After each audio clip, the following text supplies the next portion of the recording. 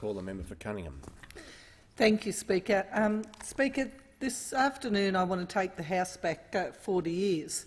It doesn't take much maths to work out. I'm talking about 1975.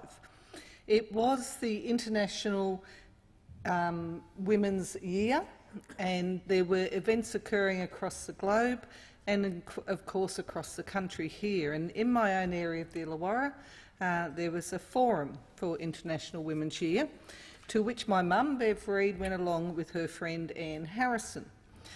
Now, they participated in that forum and came back to a meeting of the Mount Warrigal Public School Mothers Group.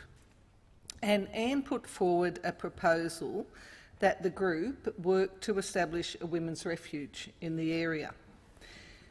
This was taken up by the women on the Mothers Group, and they began the process. They applied to Shellharbour Council, and under the leadership of Mayor Bob Harrison, the council provided a house as a refuge. It wasn't in great repair, so they had to run cake stalls and jumble sales and so forth to fundraise. Many of their partners, including my dad Kevin, did the maintenance work on the house, including putting in the sewage system, and they all pitched in to get it into a reasonable condition. A local company, Kamada and Cantrill, donated paint. A group of nuns from Warrawong volunteered to do the night shifts. The Seamen's Union pitched in for repairs and putting down second-hand carpet. The Wharfies Union had a fundraising amongst their members and raised money to assist. And as it was then, the Department of Youth and Community Services provided support and also were the referral source of women to the refuge. This refuge, sadly, really continues to operate today, although it is now in a new purpose-built facility. This brings me to a subject that many of my colleagues in this place have been addressing this week, and that is the significant importance for us as a community, for us as leaders, for families, for anybody out there who feels and understands the scourge that is family violence, to take action. And in my own area yesterday there was a white ribbon walk, and it was attended by about 500 people, which was a fantastic turnout. New South Wales policeman Shelley Walsh addressed the crowd. She had survived an axe attack by her father after he murdered her mother and 2 children, and she urged people to speak up. It was also addressed by Lake Illawarra Police Commander Superintendent Wayne Starling, who said that White Ribbon Day is the world's largest movement of men and boys working to end men's violence against women and girls. It's also about creating a vision of masculinity where women can live in safety, free of violence and abuse.